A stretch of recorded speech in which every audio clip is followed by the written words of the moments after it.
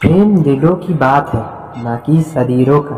प्यार करने के बाद शादी करना चाहिए या हमेशा एक दूसरे से चिपक के रहना चाहिए? ऐसा कोई नियम नहीं है। प्यार दो आत्माओं का सम्मिलन है। सच्चा प्यार वो है जिसमें दो शरीर एक ही आत्मा में रहते हैं। इसे राधा ने हमें सिखाया है। बिना शारीरिक संबंध बना के, बिना हमेशा साथ रह के, मानसिक रूप से प्यार करके राधा ने इस दुनिया को दिखाया। सूर्य चंद्र रहने तक राधा के नाम अजरामर है। आज के प्रेमियों को उसकी प्रेम कहानी से बहुत कुछ सीखना है। तो हम आगे वीडियो में श्री कृष्ण और राधा की प्रेम कहानी के बारे में मैं आपको बताता हूँ, तो ध्यान से सुनिएगा। कृष्ण को रुक्मणी के समेत 7 महारानियां और 16,100 पत्नियां थी। 1,61,080 बच्चे थे, लेकिन ऐसी सिर्फ एक ही थी, वो है राधा। कृष्ण का मन पूरी तरह से राधा के अधीन में था। राधा के नाम के बिना कृष्ण का नाम, सिद्धि और तस्वीरें सभी अपूर्ण हैं। राधा ने श्री कृष्ण से शादी नहीं की, फिर भी हजारों पत्नियों को न मिलने वाला स्थान, सम्मान और प्रतिष्ठा राधा को मिली है। जब कृष्ण वृंदावन में बांसुरी बजाता था तो सिर्फ गाय नहीं आते थे, उनके साथ गोपिका भी आती थी। उनमें राधा ही थी जिसने कृष्ण के मन को चुराया था। कृष्ण का नीला रंग, बादाम के आकार की आंखें, हल्के गुलाबी होंठ, लोहा जैसे शरीर, काले बालों में मोर के पंख और नटखटपन को देखकर सारे गोपिका कृष्ण पर मोहित हुए थे। लेकिन केवल राधे ने कृष्ण की बांसुरी की सुरीली आवाज से अपने मन को खो दी थी। जब कृष्ण की बांसुरी नाद पर राधा नृत्य करती थी तो वह तब वृंदावन में स्वर्ग की सुंदरता सृष्टि होती थी।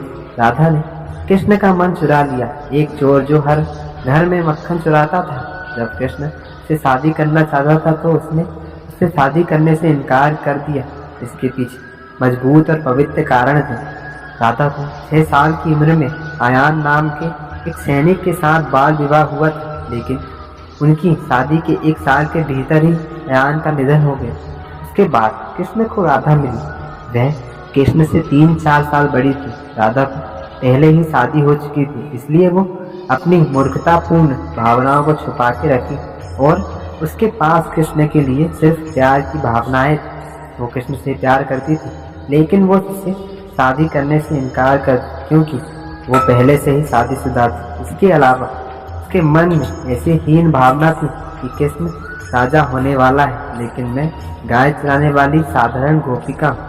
राधा चाहे तो पहले से ही शादीशुदा होने के बावजूद भी कृष्ण से शादी कर सकती थी, लेकिन उसकी प्रेम की परिकल्पना अलग थी। राधे और कृष्ण का मन परस्पर मिला हुआ है। वे दो शरीर एक मन के जैसे हुए थे। मिलन हुए मनों को शादी के बंधन से या शारीरिक संबंध से मलिन करने में राधा को कोई दिलचस्पी नहीं थी। इसके अलावा वो मानती थी कि प्रेम में एक हुए मनों को शादी के बंधन की जरूरत नहीं है, इसलिए राधे ने श्री कृष्ण से शादी नहीं की। राधे की बात को मानकर श्री कृष्ण ने अपनी जिम्मेदारियों को संभालने के लिए वृंदावन छोड़कर द्वारका को आया। राजा बनने बाद वह फिर भी कभी वृंदावन को वापस नहीं गया। राधे ने अपने जीवन के हर पल श्री कृष्ण की यादों में बिताए। राजा बनने के बाद भी श्री कृष्ण के ऊपर बहुत सारी जिम्मेदारियां थी, इसलिए वो राधा से नहीं मिले, लेकिन उनका मन पूरी तरह से राधा के अधीन में ही था। वे दोनों शारीरिक रूप से बहुत दूर थे, लेकिन मानसिक रूप से करीब थे।